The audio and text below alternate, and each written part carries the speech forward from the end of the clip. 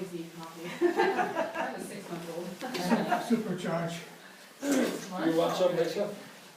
Yeah, I'll take Just it. black or?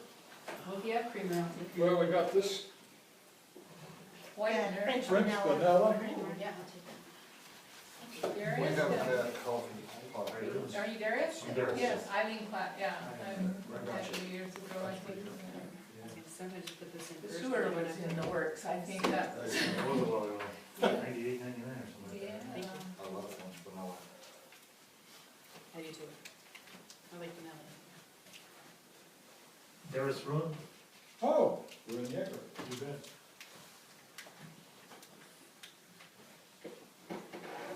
Darius, you want anything? No, I'm fine, thanks. I still remember the time that I tried to give a copy of me and I'm still right on my lap. It was a short meeting for me. I did worse than that once. I was taking a calligraphy class.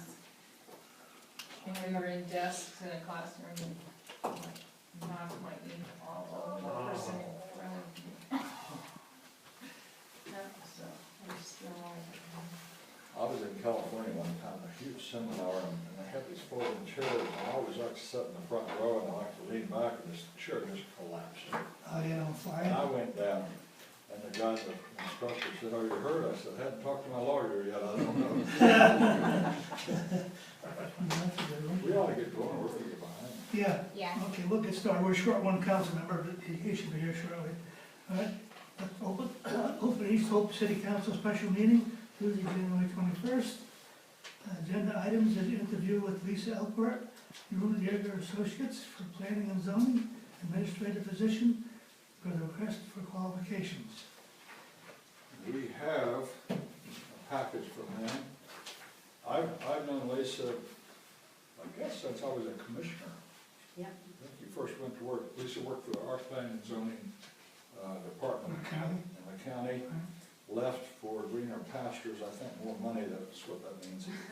And does contract work for the county still. And also Van Kootenai and any other cities? I'm going to interview with the City of Boners after this. City of Oh, Boners, yeah, Yeah. potentially, yeah. It's an option, it's not under contract or anything. Well, I know her credentials and I know her to be very good at what she does, but she can say whatever she wants. Well, I just wanted to say thank you for the opportunity to be here today, and I appreciate the RFQ opportunity to submit my qualifications. If you have any questions regarding the proposal I submitted, I'd be happy to answer anything specifically. Jerry summarized a little bit of my experience here. I've been practicing land use planning for 11 years. It's hard to believe.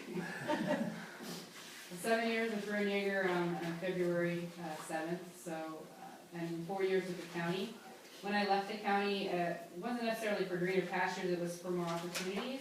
At the county, it was very focused, and we were more like processors rather than planners, so I really wanted a chance to get out and be more involved in planning related issues locally and regionally. And I've been doing that with Ruen-Yeager now for, again, 7 years in February, so. You know, I've been mostly doing private sector work, just because when I left the county, the municipal work sort of dried up with the economy the way it is, and then in the last year, I've gotten back into the municipal work. I've kept my current contract planning work with the county since 2009 open, and frequently do work for Claire. She has me do overflow work, and I've gone in and actually trained their planners. And when she gets new staff, I would come in and train them. For Ruen-Yeager, train her planners for them to get them up to speed, and then I do. I noticed we had 2 references, one from Mike Eagle Yeah. and Susan Cabrera, and all those Susan. Yeah, yeah. I've been, since coming to Ruen-Yeager, I've been going to BCAT and been involved with BCAT since 2007, so I felt she's seen my work and my involvement. In fact, a client of ours with Ruen-Yeager, she recommended them, and I could have gotten them to write a letter, but you know, I was going for more of a municipal references for the city here, but an advocate of mine, and they really have been very happy with the work I've done. And Susan is the one who recommended them, so she frequently will recommend my services. So I felt that she'd be a good reference and a good base for me and for the city if they have questions. I have maybe a question more for you. I'm concerned about insurance, what kind of insurance you carry on your people, on your errors and omissions. We have all workman's comp on all of our employees, of course. We have liability insurance on all of our vehicles, at least $500,000 and maybe more than that. We have $1 million in errors and omission insurance that we keep. And how does errors and omissions, we were told, I think, that planner couldn't get errors and omissions, weren't we? Weren't we told that, guys? I think it was covered in the previous guy's umbrella package. Errors and omissions is a specific insurance. Yeah, and So when you screw up, yeah, and it hurts us. and ours is primarily focused on land surveying and engineering, and to be honest with you, I think planning services would be covered under that. I just had an opportunity to be an expert witness for one of my competitors to where they were being sued specifically going after their errors and omission insurance for planning services, and it all worked out, but I think they Other were things trying to turn go out after very it. often. Yeah, If a planner gave us bad advice and we did something, got sued, we should be looking to you.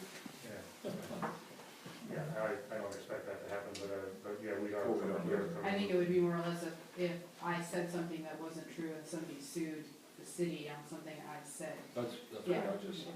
rather than, well, I gave you advice and you took my advice, the rules within the city, I went to Jerry Mason's thing, he was talking about that your clause of indemnifying actually protects you when you make a decision. It's when I make one On to- behalf. on behalf of the city to like a individual. So say I made a setback determination and it was wrong. ICRIM gives us no coverage on planning and zoning issues. Yeah, The county found that out with the airport thing. I still think that there's an indemnification clause that you guys are immune to if you make decisions as a council that then you live with, that you're indemnified to, regardless of how you receive the information. But if I make a determination for you, then our insurance would cover that. I mean, there might be some clarity with you We're on that, indemnified personally. but even as a council, I think you would have some indemnification. We're planners and engineers, not lawyers, so. And I only learned it, I won't yeah. get legal on staff. I only learned that recently when I attended the city. We don't want to be given legal advice. My experience has been that planning and zoning is probably less legal involvement, is more the motive operandi with the I planning think and it zoning. comes at you as more of a threat than anything else. I don't know Yeah. if I've heard too many people that have been sued over it. Yeah. The only case I can remember back in Kentucky was a planning and zoning guy gave the guy the setbacks from a park, a city park, and the builder built too close, and he tried to push it off on That's usually the case. the planning and zoning guy, and it was a huge expense that I had. The way we work with our planner is we very seldom have you come to a meeting. We expect a report each month, written report from our planner prior to our meeting. Usually at month end, they submit it because our meetings are the second Tuesday of the month. So it usually comes in that first week. And then, I don't know about the rest of them, but I would kind of expect the planner to be available hopefully by phone in case we had a question or something come up, but.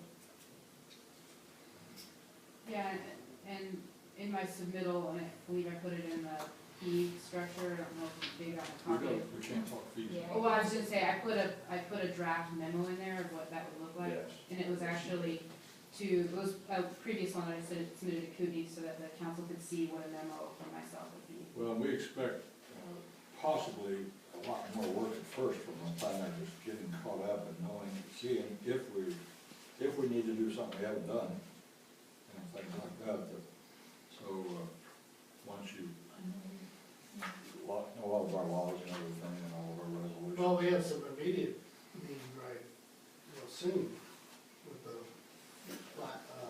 water. Didn't we? Not with planning and zoning. No, there's a few buildings No, going there's, on. we currently have 4 active permits that are still out. Obviously, you would want to get familiarized with our comp plan, and our P and Z ordinance. Those, those are the And your obvious. resolutions if you have any. Right. Lisa can provide, Lisa can provide all that to you, for your edification. Now, the building permits, you say they're active, they've been submitted, or they're out to be submitted? They're active, they've already been issued. Okay. And Sewell does all of our inspections. Yeah. So, and so what I see one need, I just wanna make sure we can cover. The 2 issues that come up with building in East Hope that are, I think, crucial are the setbacks and then the height restrictions. And, Because of the views. because that's the protection of the view, and that was where the city has run into lawsuits, or, also lawsuits over, variances, granting variances. So I guess my question is, are you comfortable, Sewell does not measure our setbacks, they check it on paper, and they do not come out and do a physical inspection of the height of the building, is my understanding, when Well, I've asked them about that. that's not true. They did on mine. Yeah, they Do do they? on mine, and they Okay. do check the setbacks. They come Because out and actually if measure. you request a permit from the city, there's a determination, Right. Where's your building setting, and, On the plan review. yeah. Especially on your house and mine, because we got 50-foot lots. We That's have to be right. Really careful. Yeah. So they came out and actually measured? Yeah, they came out and surveyed it in, and, actually measured it. Huh, because I was told when I talked to our building official, Pat, Well, yeah, that one, see, that they didn't actually do that. that's something we request, that if, we can't request it, but as part of the permit process, I think we can ask them to verify. Well, they won't do that unless there's a service. Yeah, the survey. And I was gonna say that, yes, Yeah. setbacks are always touchy, because you can go out and you can say this is the setback, and you go out there and they say, well, here's where my property line is, but if that's not where the property line is, if you're No, not they pulling have from a to- they pin, have to then you know establish. that that pin is that corner of that Yeah. lot and not another pin from like a right-of-way pin. Yeah.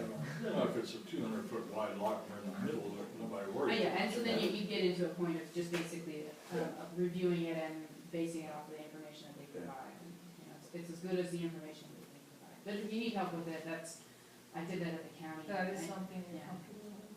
I would say I'm comfortable as long as the information provided, there's a level of comfort in the field, meaning that they can come out and I'm basing it off of their information and not that I'm attesting that their property line is that. And it would be up to the city to require a survey or something.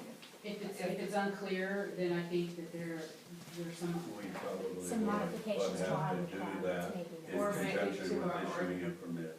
Or what did you modify some ordinances if it's not clear? Right. modify our providing some bylaw. authority to require that the burden of proof be put on the applicant. Yes. Well, we have some tight areas, and surveys Yeah. are crucial. So that would be something you could help us tighten that We have up it. as well, so. Well, I'm, Hang loose now. I was also very impressed with the fact that you are actively involved in land use planning. Yeah, I just was promoted, if you could call it that, to regional representative. I was the vice president for a number of years and now took a leave of absence to have some children and now I'm back involved as the regional rep. I was nominated and before I knew it appointed to our region, which is Region 1, which is a 5 million county. So. You have no problems with our meeting night? Or Not yet, no. Tuesday, City of Cooney is the first Tuesday of the month, so second move a Tuesday. second. And if you don't need me here every Tuesday, or every second Tuesday, and I'm available, I phone that up, with some. We don't normally need a planner or one I paid for them to come out. Sit through the meeting. So, I don't have anything else. Anybody else? Very happy? We'll let you know tomorrow. Okay, well, thank you. Thank you. And if you have any questions between now and when you guys make a decision, you're welcome to get ahold of me on my, I don't know, did I leave my cell Yes, phone I have number or your just? cell phone. Okay, perfect, Yep. because I was gonna say that's probably a more flexible opportunity to hold me on that, so. All right. Thanks, Well, Leslie. thank you for coming out. Sorry, I was late. Thank you for the coffee. You can take it with you and leave $1 on there. Donation. I had 3:30 in my head, I had 3 o'clock written down, and Mike called me out, and was the bowling, so I'm going, and I had We're behind. It's compound. Yeah, White that's compound, fine. blood everywhere, I'm trying to tile a wall, and I'm like, I gotta go. So I got trowels up there sitting in the water, I got so much cement on my leg. How are you? Good. Steve, good to see you. Yes. You may not know all of our I councilmen. don't know Personally, that's one reason we wanted to have you come out, because I've met you, and I think you have too, haven't I've you? met, hi Yes. Steve Eileen Clapp, yes. You guys may not have. I'm Vern Fleischer. Yes, sir. Nice to meet you. And I'm Tom Griffin. Nice to meet you. A little bit awkward interviewing our current attorney, because we know pretty much everything about him. What it's all about, right?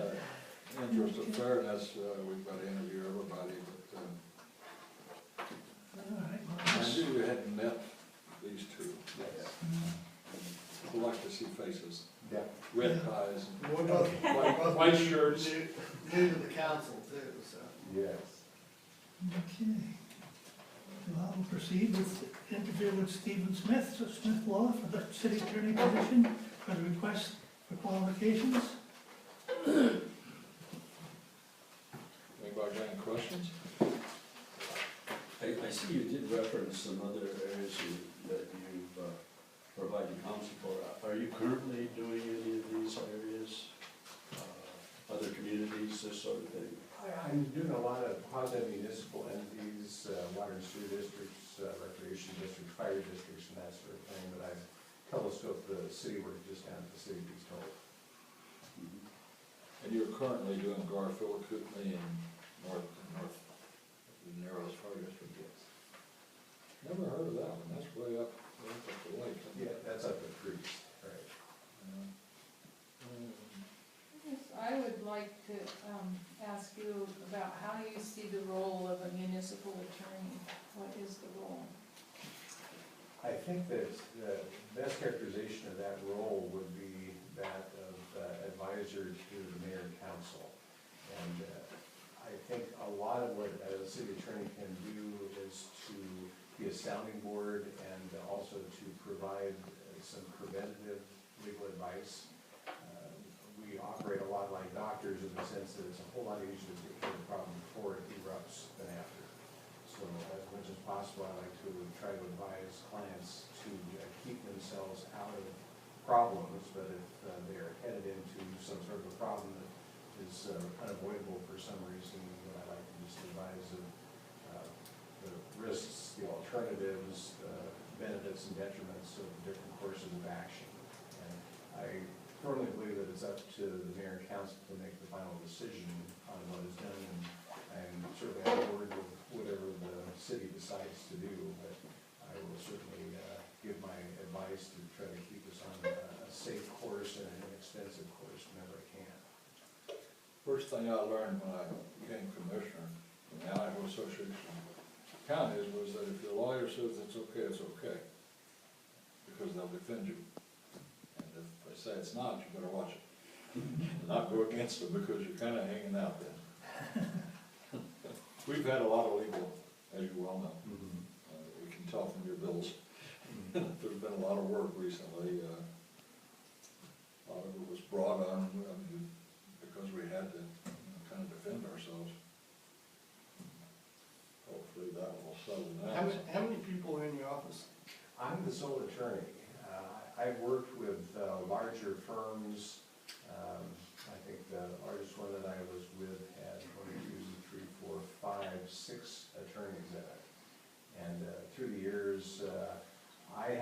myself that I believe that I can provide better services to clients as the sole attorney, because I don't farm anything out to other people in the law office. So when somebody calls and they've got a problem, I'm the one who's working on it, I know what the status of the case is, and I can respond immediately without having to go try to find somebody who might really know what's going on. That brings up a good question, Steve, what do we do when you're on vacation or sick? Well, We wait, I guess. I'm accessible through my paralegal, and she knows where I am at 24/7, so if she needs me, she can get in touch with me. And I would have to say, in all the years that I've worked for the city, we've never had that issue come up. We try to be out in front of things far enough that we don't. You don't have the Chinese firewall issue. No. We have a real live person who answers the phone. Well, the Chinese firewall, if you don't know, you may, is if you've got several attorneys, then they have to build walls around these clients, so that, especially if one's representing somebody against Yeah, us. there's a conflict, Yeah, so there's a conflict. we don't have that problem with the sole attorney. But if you have something that, is not up your alley, you have access to other attorneys that work with you and. Oh, absolutely. One of the nice things, I graduated from the University of Idaho Law School, and therefore, for those 3 years that I was there, I knew people from all over the state, and they've kind of dispersed all over the state for practice purposes and got into all sorts of different kinds of practices. But there's a tremendous camaraderie because there was only one law school, and everybody knew everybody, relatively small classes. So if I know the answer, I know who to talk to get the answer. What would you feel you would not be able to handle, might be the question.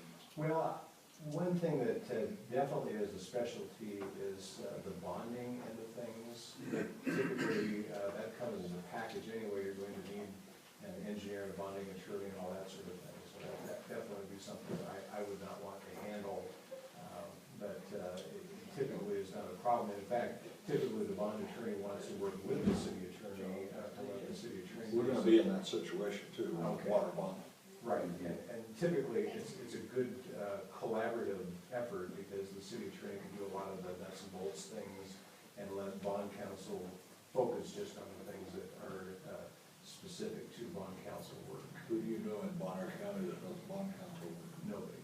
That's what I thought. Yeah, it's Coeur basically. d'Alene is the closest. Some out of Coeur d'Alene and a lot out of Spokane and a lot out of Boise. And as I've dealt with bonding issues, which I have on several occasions, I typically deal with attorneys who are from out of the area. But is a bond counsel in Washington good for Idaho? Well, there is the reciprocal admissions between Washington and Idaho. So actually, there's bond counsel there in Spokane, and they do a lot of work in Idaho because they're admitted in both states. Any other questions? How about communication with the city officials in terms of, what is the chain of communication, what written corroboration do you have, what records do you keep, how is it accessible, confidentiality? Well, all the communications between city officials and myself initially are going to be considered as confidential and privileged because it's attorney-client privilege. And that can be waived, it can actually be disclosed if the city chooses to do that, but that's kind of the city's call and not mine. And in terms of communications, the way we've done it through the years is typically Christy will contact me with a question, I'll correspond directly with her, and then she'll disseminate the information. So it's worked well in the sense that it's a pretty tight type of communication line, and we really haven't had. Well, and we've got to be careful about that, because I know I called you, this big mess we've had, when the bill came in, I paid it. None of us should ever be calling the attorney. You know, I think. Without No. their approval. Without Their approval, Yeah. and Without That's prior how- approval, because then we don't know who's asking questions or what, and who's gonna pay for it. I think any questions we have of our attorneys should be discussed at the council meeting and then Put in writing. filtered through Christie. That's the filtering that, you know, I guess there've been some things come up that made me somewhat uncomfortable, because there were verbal conversations, information was omitted or not, passed, and then decisions and legal advice was given that wasn't based on full information or something, and we have no written trail of what was said, so the council was put in a position of acting on advice, but we don't know what that advice is based on because there's nothing written down. Well, that's where So, we but have that's to be something that the very, we have to council be can- very specific in that we shouldn't act on anything verbal. It should be in writing because verbal information is, with the papers written. So. And that's up to us to be careful. And Christie too. I mean, a lot of times Christie, will say, call the lawyer and find out what he says. Well, what was the question asked and what was the answer? So we need to pay more attention to that, I think. To protect the lawyer and to protect Christie, both. One thing I'd like to say is that, thank you for the research on the time thing with that water situation we had, and that was great that you did find that clause and pursued it. And Yeah, that's been good work. hopefully, We should recover money. Yes, that should be good. In fact, the wheels are in motion right now. I did talk with Eric Eldenberg. He's going to be talking with the chief engineer who was on that project, and also Apex, and get me some information, and then I'll share that with the council. The key at this point is that the insurance company was willing to pay for repair, but there was some information indicating there may have been some improvement in addition to repair. So the insurance company is just trying to be able to understand which is repair and which is improvement. and I think that the gray area, the improvement had to be made due to, that kind of gets into the improper engineering and, and then, of course, Sewell's on the hook on that, but You should be responsible for that. if we Okay, go we're the kind of other way. straying so- off the interview Yeah. here. But I would say good job. Our time's up anyway. Okay. Unless All your questions answered? anything specific, Eileen? Thank Okay. you, Stephen. Thanks Thank for you, coming Steve, out for coming for out. such a short meeting. You're welcome. Appreciate it. It was nice to Takes you twice as long to drive meet in. you and see you again. Okay. Yeah. We'll Pleasure. make a decision tonight, give everybody a call. Okay. Thanks, Steve. All right, thank you very much. Thank you. Okay, take care.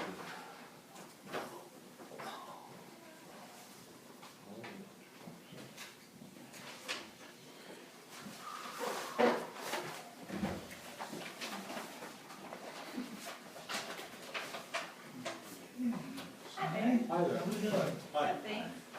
Good. So we have but 2 photographs to go with the face. 2 out of 3, I think. Oh, that's great. Hi, Not bad. you're John. The third Yep. one you should know. You, let's see, Daniel. Fine. I have a long name. I go by Danielle. You Okay. can blame my parents You're for the that. one without, you're the one without the beard. I know. There you go. And then, Jerry Mason. I'm Eileen Klatt, Hi. council president. Jerry Clemens. John. Danielle. Danielle. I'm Jay Bogan. Nice to meet you. Pleased to meet you. Mayor. Hi. We're at the Higgins at Veterans Court. That's what I would, either that or we could just wave. Hi, Tom Graham. Danielle. Wait. John. Tom Graham, that's what John. Hi, I'm Vern Fleischer. Nice to meet you. Nice to meet you. Danielle. Okay, let's get started in the interview with Hawley Troxell attorneys for the city attorney position for request for qualifications. Got time for discussion? I guess I'll start. I think we're familiar, we all, or at least, I think most of us know Jerry Mason and Nancy. Yeah. Explain what's happening with the firm. Well, so Hawley Troxell, I've had a presence in Coeur d'Alene for about 8 years. Before that, I spent about 6 years down in Boise at the main office of the firm, and I came up here, followed my husband, everybody says that's a good idea, when he changed jobs, and my practice has been pretty much exclusively municipal finance. So I've worked with a lot of municipalities on funding type, bond issuances for school districts and cities and urban renewal agencies. So you're a bond So I'm counsel? a bond attorney. So I started working with Jerry and Nancy a lot, pretty much as soon as I got up here. Not and for them? Not for them, but with them, like they would recommend their clients to me when bond type questions, financing type questions came up. So as they were looking to retirement, they approached the firm and asked, because we had so many things in common, asked if there was a way that we could partner and then hire somebody to help transition their practice as they move towards retirement. And Nancy's closer to retirement than Jerry. Jerry, we expect, will be around for, I'd say, 3 to 5 more years in some capacity. We negotiated a deal and we hired John. John was previously with the county for about 12 years. 12 years, yeah. Which one? I worked with Kootenai County doing civil work for the county for 12 years prior to coming. Prosecutor? Right, I was a civil deputy prosecutor, so worked on the land use matters, the taxes, the open public meetings, parks and waterways, everything civil for the county, airport, you name it. Any of the civil matters, I handled those for the county. For the civil attorneys for the county, they know pretty much everything. No, not necessarily, but we're involved in almost all of it, so. Oh, Very well rounded. We get a lot of different stuff in there, and so work closely with the commissioners and the different elected officials and all of the issues that go with that. So, a couple months ago, Nancy and Jerry approached me and asked if I'd be interested in coming with them, and if you guys are at all familiar with them, they do an excellent job, and I've worked with them quite a bit throughout the years. We have similar issues going back and forth, so we call and bounce ideas off of each other, and I knew Nancy when she used to work for the city of Coeur d'Alene. I had worked with her then when I was in private practice doing some work for North Iowa College, and so, just back and forth, and it was a great opportunity to grow and expand and get involved kind of more at the grassroots level out in the community, so. Actually, Jerry Mason and Nancy Strickland are attorneys for ICRA, an insurance company.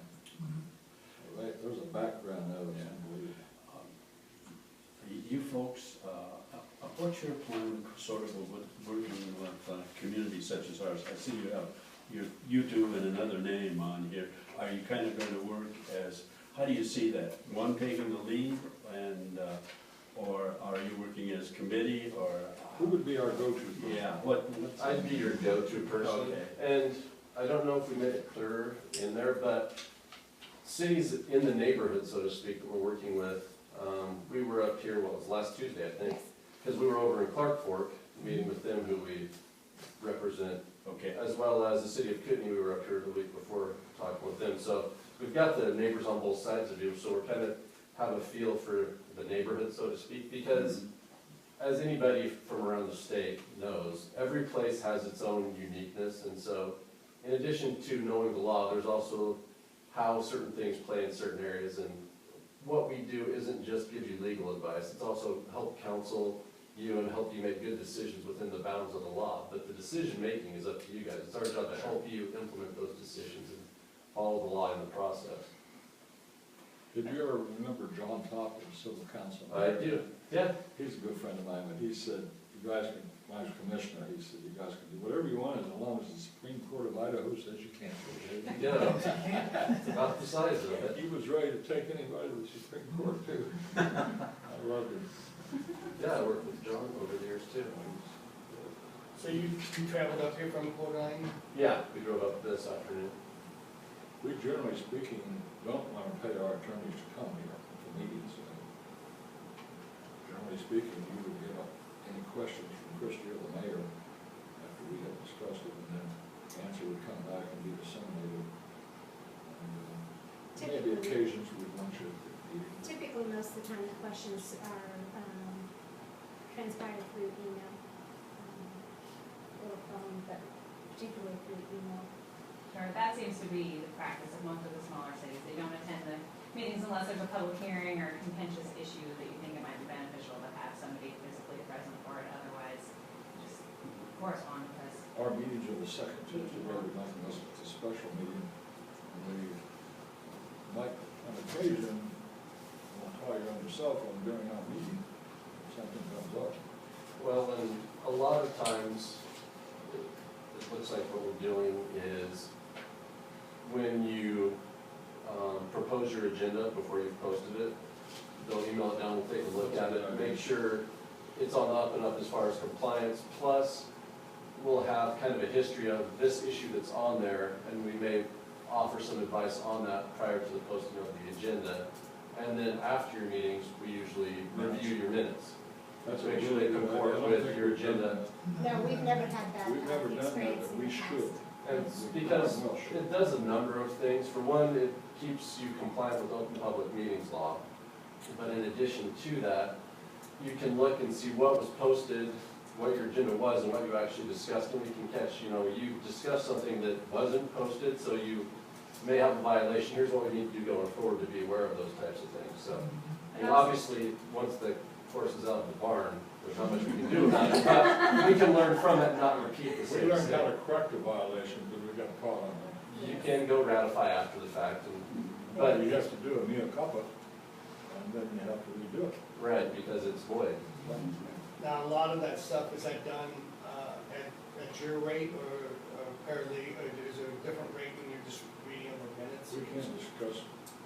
I'm not asking dollars, Right. He's asking building the process. practice. It would typically be John that would review the minutes and review the agenda, so it's not a very time-consuming process, and I think it's well worth the time, because, in addition to the open public meeting issues, there's a lot of things where we can just spot an issue and be like, hey, you gotta remember, if you're doing that, you have to bid it this way, or, it's a good opportunity for us to just see what you're doing and kind of head off anything that might cause you a bigger problem. So I think it's better to have the same person do all of those things for your continuity and for just having that background If information. there's just simple research or something. Simple research would be done by Paralegal associates or and paralegals at a lower rate, yeah. Secretary typing up a letter and then just simply reviewing the letter and signing that thing. But Right. like, again, going back to your minutes, you post up, you're gonna be purchasing something or opening bids. The calling back is gonna be, did you publish your notices required for your procurement statute prior to this opening? If not, you can pull this off and we can move it back to your next meeting so you're in compliance, otherwise it's all for naught. And those are the types of things that, once you've seen them enough, they just jump right out at you.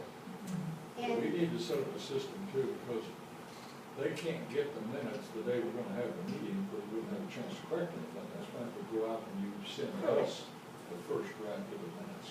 Or as soon as I got them typed up, which is usually within the first week after the meeting. And I we would usually, assume that would be- That's the minutes, then the agenda's gonna have to go out Right. as early as possible too. Right. Maybe a little sooner than we have. we can usually turn around in 24 to 48 hours. Most days it's a matter of hours, but sometimes we're out at the office when they come in, so I wouldn't want to guarantee you immediate turnaround in the off chance we're not there that moment when they come in. But we can work with you on stuff like that too. If you say, hey, I'm not gonna get it to you till this time, I need you to turn around by this time, we'll obviously make that happen. Well, if you were on vacation, would you handle stuff like that? Jerry or I would. Right, we'll have, Because if we were on vacation 2 weeks, we'd want to wait 2 weeks to get our minutes looked at. Oh, yeah. unless it's October, it shouldn't be a problem. Once that elk season. We've done But that is the beauty of having a bigger firm with more people that understand what's going on and deal with municipalities and have the experience. Because we have a lot of people there's 4 of us in Coeur d'Alene, and then there's another 5 or 6 people in Boise that do municipal work exclusively that all have, there's never going to be a time when there's not somebody in the office who can deal with an issue for you as it comes up. It'll usually be John. but- Is there ever a conflict between Jerry or Nancy and you guys? Do you mean a legal conflict or a Yeah, if you were disagreement? representing ICRAM or something? The potential, go ahead. I was just gonna say that we've talked about this a lot because it doesn't come up so much in the context of our representation of cities as it's come up in our representation of insurance companies in Boise. But basically what happens is when there's conflict over a coverage issue, Jerry wouldn't be able to advise ICRAM on behalf of that, on behalf of ICRAM. So he has a list of, cases where we're representing a co-insurer or someone like that, and he would treat a city in that same way. So he wouldn't advise ICRAM on a a liability that involved one of our municipal clients. Just out of curiosity, how long have you represented the clerk for? See, A number of years, but I couldn't tell you exactly. I would say, I know we've been through over five, because we're on our, I know for sure this is the third mayor, so that'd be at least, what? Well, that's 9 years. But I couldn't tell you when they that's started. okay, it was just a And general could be, information. city, it could be been a year or two. It's been quite a few years, and, yeah, because I know Nancy's been with them for quite some time. So probably at least that long over there as well. So from a budgetary standpoint, if we were, looking at budgeting for attorney services, you suggested minutes and agendas. From that standpoint, what are we looking at for an hour a month for that particular or less? I would say at the high side an At hour. the high side? Okay. I mean, a lot of times, it's probably less than that. I mean, the agenda, we bill by the 10th of the hour, and usually it doesn't take much more than a 10th of an hour to review an agenda. Minutes might take a little bit longer, and then if there's follow-up afterwards, but just the actual review, like I said, I think it'll pay you tenfold to have that upfront review rather than trying to fix things on the back end. That's something to think about when Right, we go through absolutely. the budgeting process. What about issues that are ongoing right now? Picking it up from, With you guys? yeah, that we have, right now, that we have an attorney involved in, what about, do we separate that, or Well, do they pick that up? if we pick a different attorney, the attorney we got now can finish up that. Cities can matter. have multiple attorneys, actually. They can finish up certain matters that they're working on, like the claim against the contractor. Sure. But I would think too that Christie could provide you with some minutes or whatever to kind of catch you up on what's been going on. We've had some pretty hefty legal bills recently. Well, that would be up to you.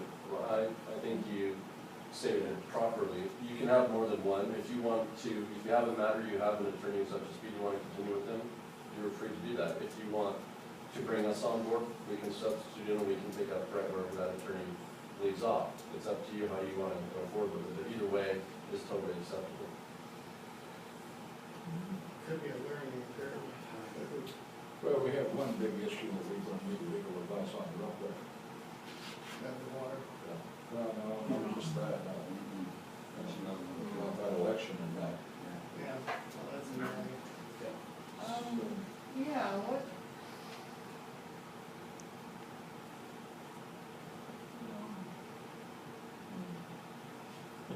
An election question? I've had a few, lost some still. Oh, well, I guess just, we have an initiative petition, that will be on the ballot, and, so, what is that exactly? What is a referendum, and who bears the burden of determining its legality? The city? County. When, That's probably, that's too complicated. The county is who would control that. We don't Because want the to- county's responsible for elections, not for election consolidation. They verify the signatures, and they conduct the election also. This is election. You don't have to give us the whole story. Yeah. I don't have any more questions. Anybody else got a question? No. Okay, well, Do you have any questions of thanks us? for coming up all this way from Coeur d'Alene for a 10-minute meeting. Right. At least the sun was shining today. You've got to kiss a lot of frogs before you meet your prince. I don't know. I'm not done yet. Still kissing. Yeah. Well, Thank thank you. you. Very nice to meet you. appreciate it. Thank you for your time. Nice to meet you. Nice to meet And you. our next one won't be until 4 o'clock, so you have. Thank you. Have a good drive back. We'll see you. Thank you very much for your time. You bet. Sounds great, thank you Thank very you. much. How'd that happen? Because he couldn't make the Oh. 3:45, he could only make a 4 o'clock, so, which actually, Well. the rate we were running actually works pretty good, so you have about 10 minutes. 10 minutes. to review. Oh, that's okay. I'm not doing my best to talk about it. Thank you. I'm staying full.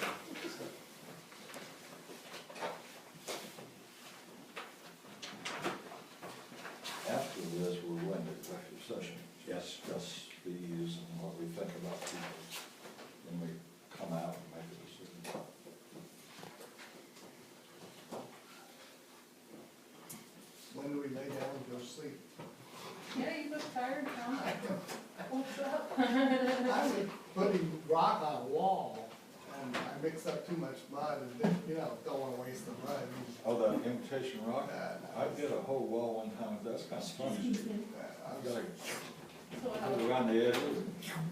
I was flying, and You're not a coffee drinker? then all of a sudden I said, oh. I had a lot I don't today. need these. What? I had a lot today. Oh, This is He's outside, inside. what's inside? Well, yeah, that stuff's pretty. Put it around the fireplace. You do that right, it's, Yeah. you can't hardly tell it. No, mine, I did mine, you can't tell it. No, As long as you make the returns, it all looks like, not mine, my walls are thick, you know, yeah, and then just glued on, it makes a big difference. How thick is this stuff? It's it's cement, but Well, this is, in the back. this is a stack rock. Yeah, stack stone. Oh, stack, I did the kind that you actually put up against it, you know, you put the mortar around the edge and you, Yeah, suck it on, and right? and you hold it for a little bit and hope the heck it doesn't fall. This is a stack stone, and trying to get each panel level, sawing it. I'm covered from head to toe with mud, and we saw that. Stack stone, it's like, I don't know why they don't have, the saw go the other way so the water goes It squirts out away from you, right? So I'm using, right into your face. using a tile saw. Yeah. I can't afford the expensive one where it's overhead where it shoots down. Yeah, right. Yeah, they're messy. Messy.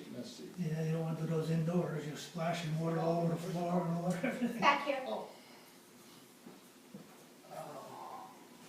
And I should have stopped, I should have stopped When I 30, 40 minutes went earlier. there and saw it, and I thought, this is ridiculous. Yeah, Going down those downstairs. steps, so I Plenty moved of the times. saw up, and put down and tarp. You tarp on the floor, yeah, that's a better way to do it, yeah.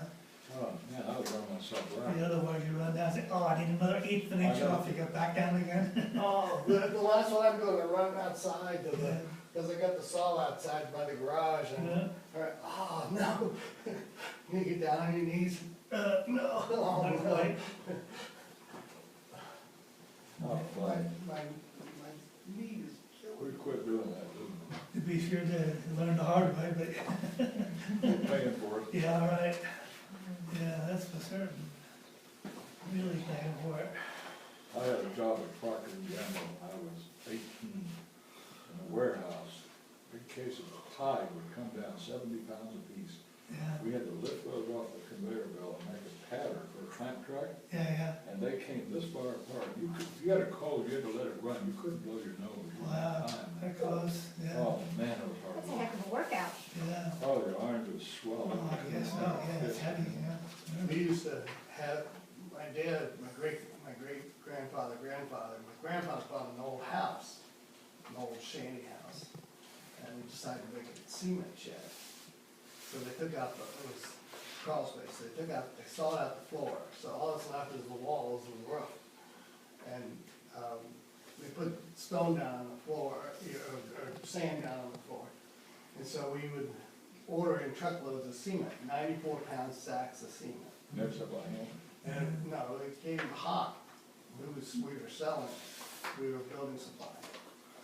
So it'd come from the plant, and as further they dig down, the pallet gets hotter and hotter. Hotter, yeah. And this is before forklifts. Yeah, And they had a conveyor going in through the window, into the living room of this house.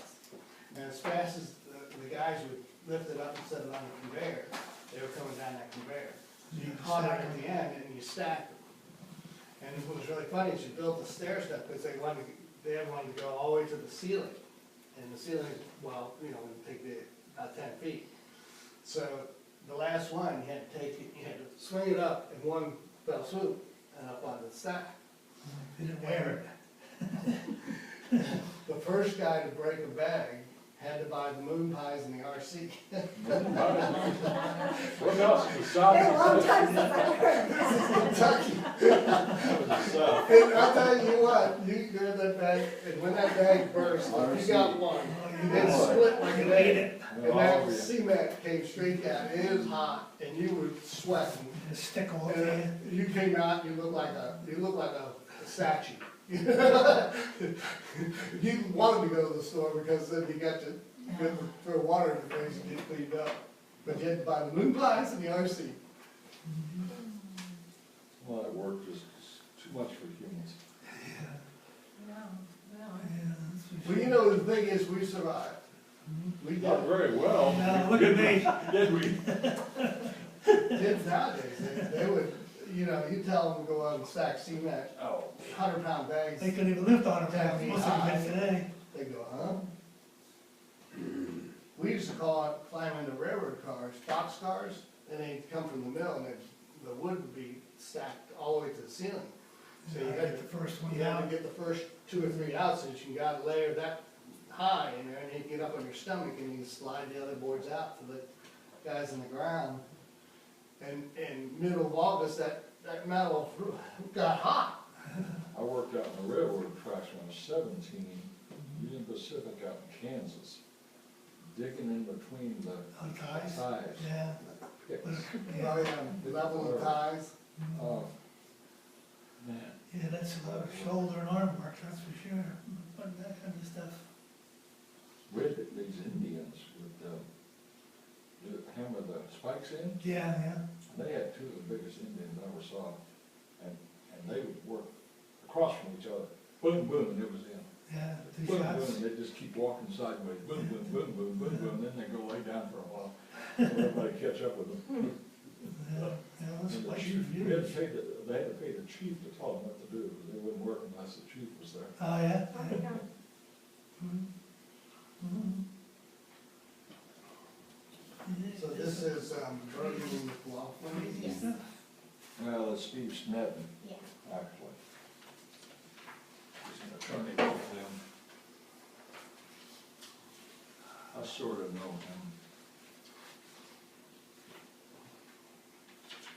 He was on the city council for example, right? He was. Yeah, for 4 years. Yeah, he was. So he has some, city council experience. I don't think he represents any cities. Well, maybe Gilbert, does he do Gilbert? I see references there. Or a reference from Jeremy and Gilbert City Council. But did he represent Gilbert, huh?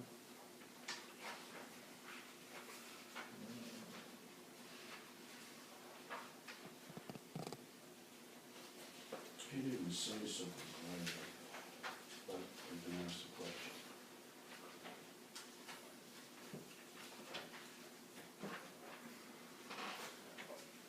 So, knowing this, other from Hawley and Troxell, they're headquartered in Boise, and they have an office in Coeur d'Alene. They have several offices throughout the state. One of them happens to be in Coeur Ruen-Yeager. d'Alene. So they're multiple now. And they are absorbing the practice of Jerry Mason, And Nancy's job. who is the top city attorney, I suppose, county attorney in the state. He teaches. Yeah, he was at that He meeting. was. Yeah. Yeah, he does almost all of the ARC Does he? seminars, yeah, he's usually there. Jim McNall's usually there. Yeah, I remember. Is Ken Farmer there? Yes, he was, yeah. And Justin. I wish they had more training like that, because it's Yeah, helpful. it is very helpful. They do have the videos online, which is always good if you know, something is coming up, you can go back and brush up on those. Before They're the good meetings. videos, They too. are good videos. They have a lot of good information. I think I've watched all of them at least once, some of them 2 or 3 times, Mhm. but, it's like, sometimes it's like you need legal advice, but it's almost that you need not a therapist, but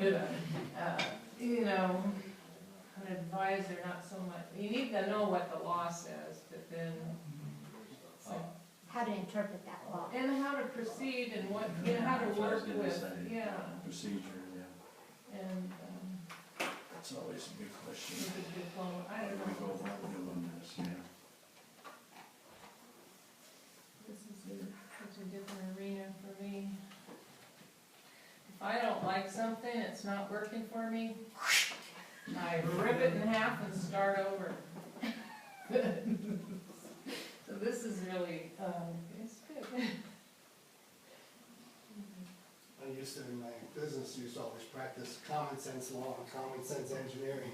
Uh-huh. It didn't make sense, didn't sound right, It probably isn't. probably Did you is. see our Seattle, Seagal in the paper?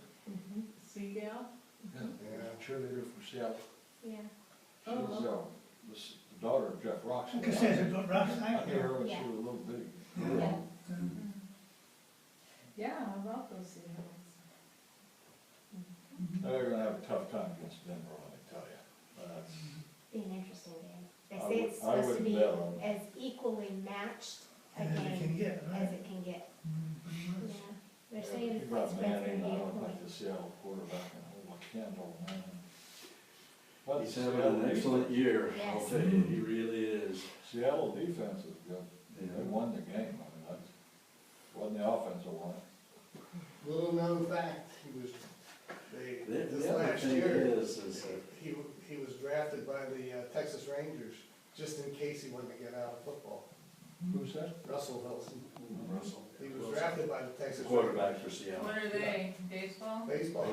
Oh, yeah. Yeah. he's a baseball player, too. They drafted him just to, So he's good at all. so if he ever gets out of football, he's got a So job. the other thing I see that a little bit handicaps to me, the Seattle Seahawks, is they don't play quite as well away from home. They have a little more of a struggle, you know. Now, I don't know about Denver, they may too, you know. Where's the game? It's in New York. Actually, New It's Jersey. the weather, no, what the Jersey. weather's gonna be. Yeah. It's in New Don't know what Jersey. the weather's gonna be. Yeah, it's, It'll be a snowstorm, wouldn't it? I hate to see a game in a snowstorm, because it's not really the skill, it's who can Yeah. stand up in the snow. Yeah, you really. got lucky you didn't fall down. Yeah, right. Yeah, and the poor kickers, it'd be like Charlie Brown. Sliding along, Looks like that. like a car just pulled up now, That's the yeah. same Popeyes running. You don't see, I haven't met him. I've talked to him a couple times.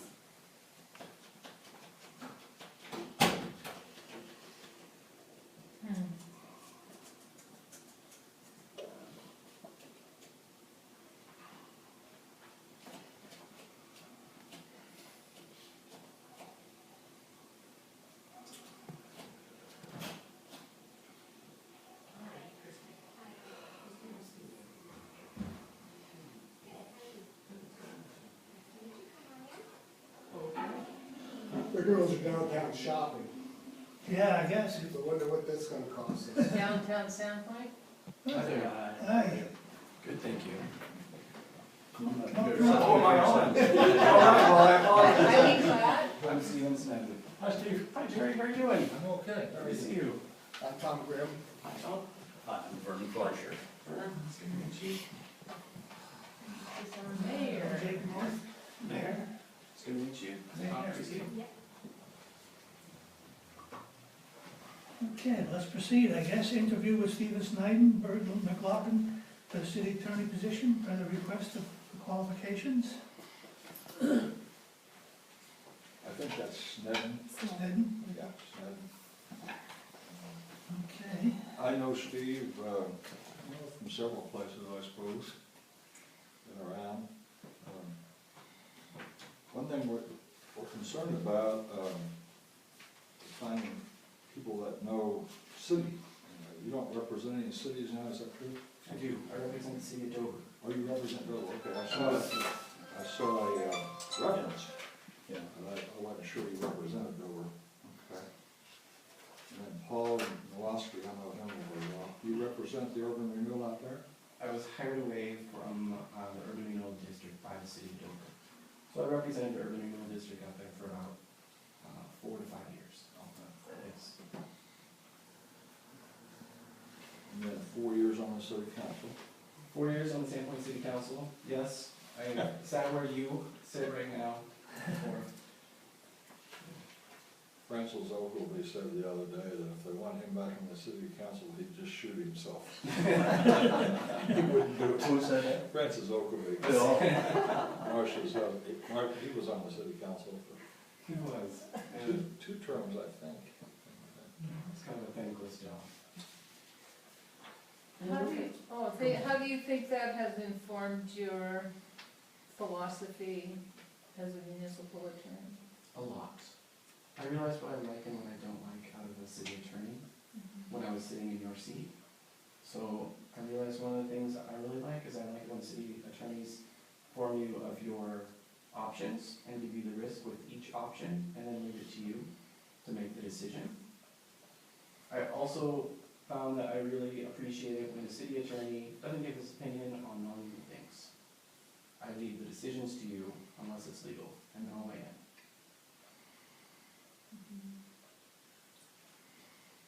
So, obviously, you're very familiar with Title 50, Yes, which governs yes. city law. It's kind of a morass, Title 50. You know, I wish that we had, so Title 50 is the law for cities, municipalities in the state of Idaho. And it gives very, very good guidance in a lot of areas. And in other areas, it's really just kind of blank. And so you end up kind of referring to common practice and best practices for those areas where there is no guidance. And I find with my public clients that it's not like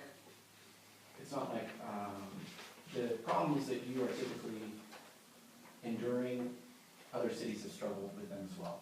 So usually what I do if there's an issue that I don't know the answer to or I haven't dealt with it before, I belong to a listserv of city attorneys all over the state of Idaho, and they regularly bounce ideas back and forth. I'll put that idea out there.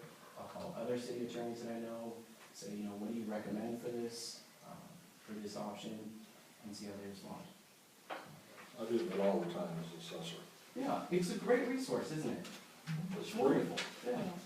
It makes me smarter than I am, because I can rely on their wisdom. City clerk has that too. There's a listserv for city All clerks, the and clerks that can help you. it's a phenomenal tool. Yes. Being Do able they to have share one that. for counselors? I don't think. Not that I I know don't of. know. That would Well, be it'd a good nice though, idea. because, it is nice to see, well, how does your city do things? Mhm. You would be the point person, no doubt, in your firm, but would other lawyers in your firm have anything to do with the East Hope, or how would that work? Well, so the way that it would work is, I would be assigned to your matter, and you would always contact me or go through me. Now, if some reason I wasn't available, then I would ask someone else to work on your case or your matter while I was out of the office. Happens, I'm out of the office probably 2 to 3 weeks a year on something. And so in that case, it would probably be McLaughlin in our office, who's done public contracts before, has negotiated a lot of land sales and real estate deals, has a lot of experience. And so I would typically ask him, say, Toby, we need an answer on this, or where this, can you please forward it to me? And even if I'm out of the office, I'm always available by email. It's a rare occasion that I'm completely out of touch. So I would expect if it's a work day and you guys are working, that I better be somehow available, and even when I'm on vacation. And how would you handle conflicts? You're talking about conflicts of, that I would Chinese have? firewall or whatever, if somebody wanted to hire your firm to sue the city, then you've got to build a firewall or something between those two attorneys. We never would take the case. You wouldn't take the case? No, absolutely not, no. If you hire me, I work solely for you, and I won't do anything adverse to your interests. No, but I mean another person, another lawyer in your firm. No, our entire firm would be conflicted out. We wouldn't take it, our entire firm would never take a case against you. Are any of the other attorneys represent any other cities? Our, off and on, not cities, but we've done work for independent highway, or we've done work for recreation districts and a couple other things like that. But it's usually on a transactional basis. So we haven't represented other cities, none of the other attorneys in our office have represented other cities. what does your firm specialize in? It depends on the attorney. So we have one attorney in our office who does wills, trusts, estate planning. We have another attorney in our office who does family law, so typically child custody, divorce type cases. We have another attorney in our office who's an associate for the wills and trusts attorney, so does a lot of that type of thing. We have McLaughlin in our office who does business and real estate, same as I do, and also a lot of litigation. And then we have, of counsel, we have a retired attorney out of New York who works at a big firm out there, and he likes something to do, so he keeps his hand in it. And he does securities work, he has great securities experience, so dealing with bonds. Is he bond counsel? He's not bond counsel, but he has been before. He was bond counsel in New York, but he doesn't do it here. So, and what else does he do? He does a lot of business formations, things like that. Does that answer your question? Sure. I noticed one thing, Stephen, no, it's not you. Sorry, wrong one. So when they're underneath it, yeah. What we have to be careful about is that our attorney is not talking to each one of us and then, we've got to funnel our questions through our mayor and our clerk to an attorney. So if I called you, I wouldn't want you to, I'd want you to say, hey, I don't even want you to talk to me individually, because it's not fair to everybody else that I use the city attorney for something involved in the city without the other ones being involved. That's my opinion. One of the How does Dover work? How do you get your instructions for things you need to do for Dover? they don't have a procedure, so it will typically, it's just on an as-need basis, and I primarily work through the city clerk with the city of Dover.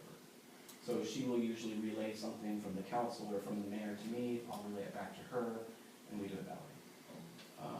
Jerry, that's always a difficult situation for me, because I don't want to incur time and costs if it's not something that benefits the entire city. Or that the entire council wants. Exactly. One of the ways that I like to handle that is just me, my own procedure and policy that I typically do, is if I get a request from a council member about something, I will CC the whole council on the response, council and mayor, and city clerk probably, on the response. And that way, whatever I communicate is open to everyone within the city, and also people know that if they ask me a question, it's going to be distributed throughout. It also saves me time, because sometimes I don't have to answer the same question twice. That's what we don't want to get into, and a lot of times the answer you get depends on how you ask the question. In fact, most of the time. Yes. So we want to make sure the correct question is asked when we pay for an opinion. Yes. And it's difficult for me, because sometimes I know that I'm being asked a question that could be used adverse to another council member or to improve a position. Sometimes I don't feel like I have all the facts. That's a very difficult situation. And yet to tell someone and say, I don't understand this, I need to learn more, is hard to do. I don't like that position at all. How do you handle it? Usually I tell them, I need to learn more about this. I need to research it more. I need to find out more facts. And the other way that I handle it is I CC everyone on the response. That way everyone knows this is what was discussed, this is what the advice was, this is what the attorney understood. And how does that relate to open meeting laws? Well, your communications with your attorney are privileged. And they're not public record, is that correct? They're not, there's an exception for that, yeah. However, if you were communicating, not with me, but obviously about something legal, that's not privileged. So I would probably discover them. Or, It's Somebody from go public the records. attorney to the council. yes, Yeah, we Unless understand council that. makes that. absolutely. You hold the privilege. Right. As council members, as my clients, as the mayor, as the client, you can choose to disclose my advice to anyone that you want to. I cannot choose to disclose my advice.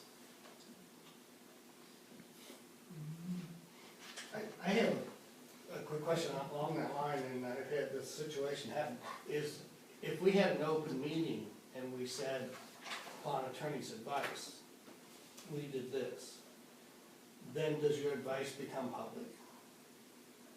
Can you describe more about the situation? Can you just give Well, that- I mean, like if you advise us to, I don't know, do something, and this is how I would recommend that you do it, and then we go ahead and have a meeting and then do it, then does your advice become public? It's a good question. Sorry. I think we can, That's up to us though, isn't it? I think we can make his advice public. He just- By saying, this is what the attorney said. Right. Does Yeah. that alone make it public? By saying upon his advice. Yes. Your question is whether you effect a waiver of the attorney-client privilege when you disclose what I told you. Correct. Or that we're acting That- on your advice? Correct. Not necessarily what that advice, well. Just when you say we're acting on the advice of attorney, no. To effect a waiver of attorney-client privilege, it has to be purposeful, it has to, you have to disclose the contents of the communication. So when you just say, upon the advice of our attorney, we're acting, that's not enough to constitute a waiver. That's exactly right.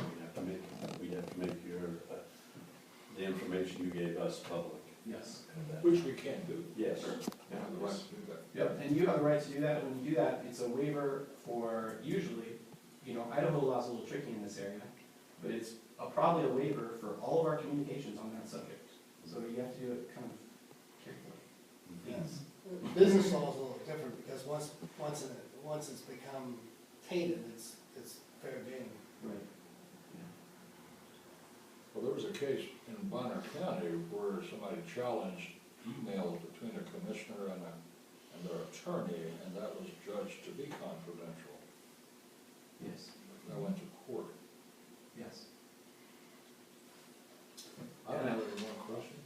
I guard that attorney-client privilege zealously. The other way that you can effect a waiver of it is by including third parties, not in the city. So if you include third parties on the email who aren't part of the city organization, then you can accidentally accomplish a waiver. So it's just always something to kind of be conscious of, is who you're communicating with, and you're communicating with me. Yeah. Anything else? You should agree to. No, we're gonna have an executive session and we'll make a Okay, decision well, tonight. thank you for coming. Am I free to go? Yeah, thanks Yes. for coming out. All right, well, that was Nice good. talking Enjoying your drive? Oh, yeah, well, it's a beautiful drive, so. You're out on I really the enjoy Dale. it. Yeah. That's exactly right, thank you, Jerry. Thank you. Mr. Mayor, it's good to meet you. Same here. Christie, good to meet Nice to you. meet you. It's nice to meet you, it's good to meet you. Thanks. What is it, 67? It's actually on your agenda right there. Okay, so the audience has, We'll have to excuse you now. once we